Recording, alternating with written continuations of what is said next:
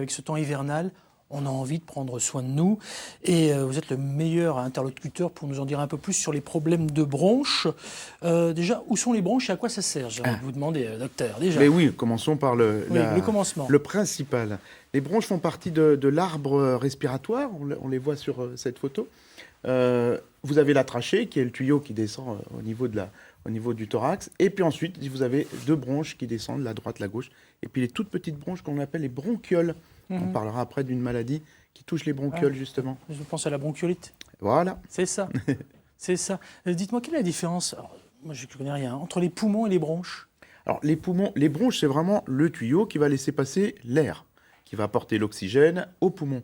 Et les poumons, c'est le tissu qui va permettre les échanges gazeux. Donc, c'est l'oxygène qui va passer par rapport aux autres tissus par l'intermédiaire des poumons. Qui a déjà eu une bronchite sur ce plateau? Une bronchiolite, quelque chose? Bronchite, oui. Bronchiolite, on s'en souvient peut-être pas. Non, Hein. parce que c'est, voilà, on revient justement sur ce dont vous nous parliez tout à l'heure.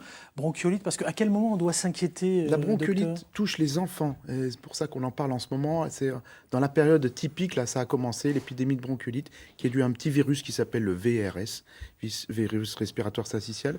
C'est un virus qui touche les petites bronches, les toutes petites bronches, les bronchioles de nos nourrissons, entre 5 mois et puis jusqu'à 2-3 ans.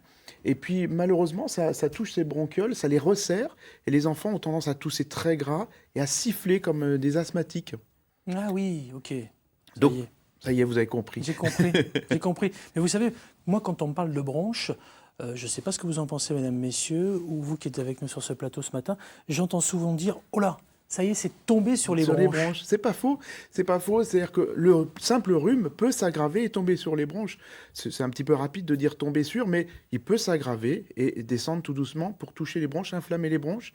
Et c'est un virus, donc ça veut dire qu'on ne traite que par l'hydratation, que par la respiration, etc. Je peux vous donner des petits trucs pour traiter une bronchite. C'est ce que j'allais vous demander, parce que moi, je me suis dit, j'ai un médecin là, comment peut-on faire pour dégager nos bronches, s'il vous plaît, docteur François Arcos? Je vous dis déjà que les sirops sont, désolé, mais ils sont inutiles. Ça sert à rien. La plupart des sirops sont vraiment inutiles. Pour les bronchites qui produisent beaucoup de mucus, vous avez l'impression que vous êtes chargé au niveau des bronches, vous aimeriez cracher, il existe des expectorants. Alors oui, c'est quoi un expectorant? Un sirop ou une poudre ou un comprimé qui se prend et qui va fluidifier tout le mucus que vous avez dans les bronches.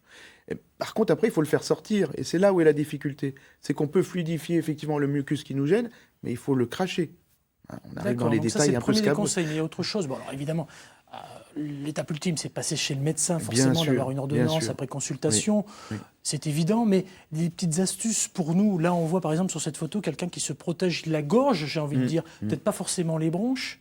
Oui, parce que le virus, il rentre par le nez et par la bouche.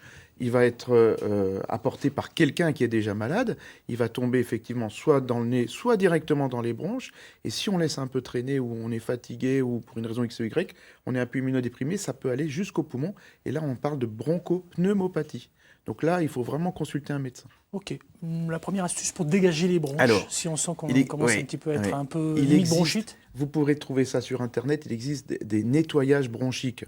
Et on devrait tous faire ça, notamment les fumeurs. On devrait faire... Pas moi, je ne suis pas fumeur. Hein. Non, mais c'est pas grave. C'est pas une maladie non plus. Mais même si ça provoque des maladies. C'est pas bien. Parce que les fumeurs sont plus sujets à faire des bronchites.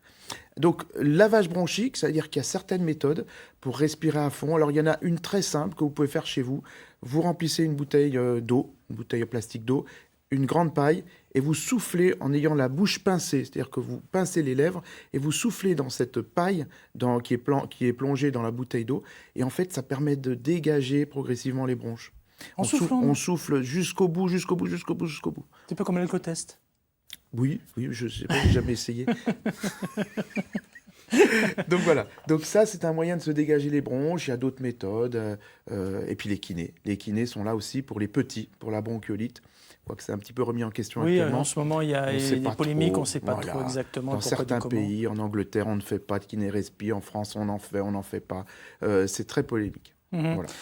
Quelles sont les maladies des bronches, finalement? La bronchite en fait partie, la bronchiolite pour les nourrissons. Il y a l'asthme aussi. Alors l'asthme, ça touche les bronches de deux façons.